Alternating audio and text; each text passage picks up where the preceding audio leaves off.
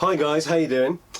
This video, as is the case with a lot of my videos, this is going to be a response to something that Matt Easton mentioned on Scholar Gladiatori, his channel. If you're not subscribed to Matt, do. He puts a lot of videos up, they're all very interesting, and he's got a lot of knowledge and a lot of experience. The video in question, however, I don't really disagree with him, but I think he's failed to take into consideration a couple of things. And that was the video on skill beating strength and size. And to a degree, yes, skill can compensate for strength and size. But I think there are two things that are quite important that Matt failed to take into consideration. The first is that weight categories, if you like, which is kind of what Matt was talking about, that we shouldn't have weight categories in HEMA because they're not really that relevant and skill is far more important than weight because the weapon is an equaliser. To a degree, it's hard to disagree with that. However, the first point I'd like to make is that weight categories, then firstly, they're not the same for every sport. And the more you weigh, the bigger a person you tend to be. So there is a direct correlation between weight and reach. And I don't think anybody would disagree that reach in HEMA, in swordplay, is quite a significant issue. And they're not an exact correlation, but somebody that weighs in at, say, 200 pounds, about 14.5 stone, it's what I think about 85 kilos, they're going to have, in general, more of a reach advantage over somebody who weighs in at, say, 150, 160 pounds, about 11 stone. So that's going to give them an advantage. So the weight that in itself doesn't necessarily give them an advantage, but the weight is a nice way of categorising the fact that they do have a physical advantage. Now, in some cases, you could say that skill can compensate for reach, and it does to a degree. And I've had this very conversation with Matt himself, and he's very much of the opinion that the most important factor is skill. And I'm not sure I agree. It's very easy for Matt, who is very skilled, to discount the advantage that his reach gives him. He's 6 foot tall, he's got a long reach, and the way he fights in military sabre is quite a precise counter-cutting system that's very fast and works very well for somebody who's got quite a long reach.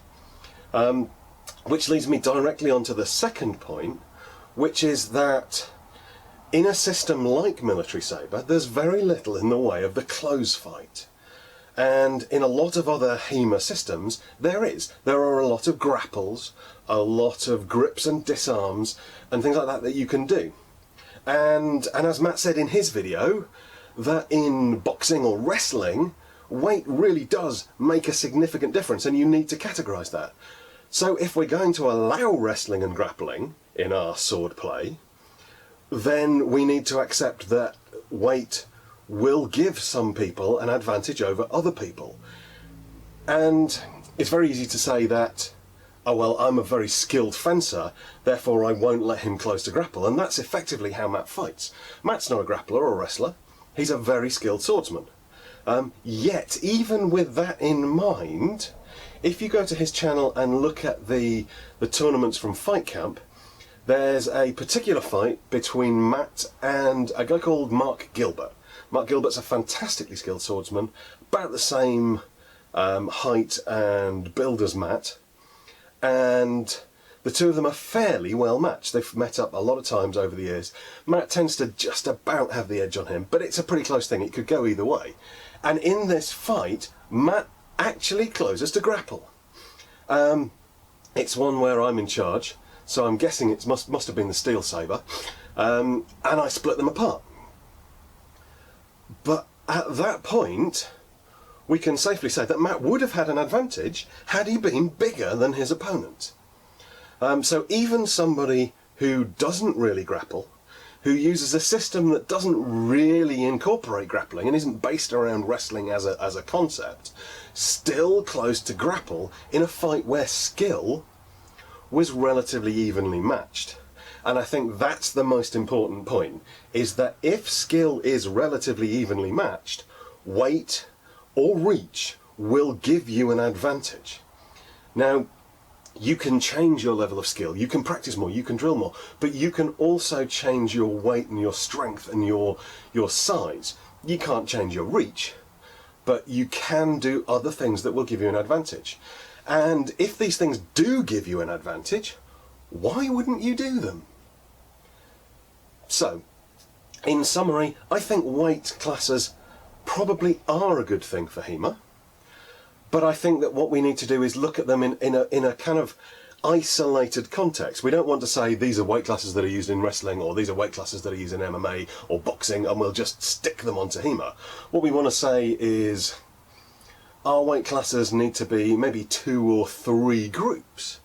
And I think it's very important that we still keep open weight as a competition. I don't think everybody should be forced to play to their weight, because I think some people who are smaller and lighter and have very high levels of skill can do incredibly well against people who are bigger and stronger than them. Because the weapon does, to a degree, act as an equaliser. So if your skill level is significantly higher than your opponents, the fact that they're bigger and stronger and heavier and got a longer reach doesn't matter. But if you're not, those things do matter. It's early days, and I don't think it's something we should be looking at now. HEMA's still relatively small and there's no real need for it. But I think it's something that we ought to be bearing in mind as HEMA grows, as it becomes more popular, as the tournaments that we have get bigger and bigger and there are more and more of them. Then we need to start looking at how we can make it more equitable, and how we can give people who possibly don't have that top level of skill that people like Matt do, how we can give them a competition that's fair and that they stand a chance of winning. Rather than just having one big open weight, we can have that big open weight, and people like Matt, like Mark Gilbert, like Tis Cool, like Andreas Engstrom, like Colin Fieldhouse, all these guys who are doing really well in, and I'm talking specifically about single hand here. I'm not a longsworder, there's no point in me talking about that. That's Axel, that's Anders. But the people that aren't at that level, they get a chance to fight against people of their own level. Now, obviously, there'll be some top-level guys in their weight classes, and they might compete in the open weight, but I think that's okay. I think we can limit the pool to those, and it will go some way towards actually making skill more important. If we know that people's weight falls within a same group, then the difference between them will clearly be their skill with a sword. And at the moment, we can't say that for certain. So that's my thoughts on the matter. I'll be quiet. But yeah, if you've got thoughts, stick them in the comments. Let me know what you think. Do you think weight plays a part in success with a sword? Or do you think I'm talking rubbish? Let me know, stick something in the comments. If you aren't subscribed, please do. It makes my day when people subscribe to this channel. And I'll see you soon. Bye bye.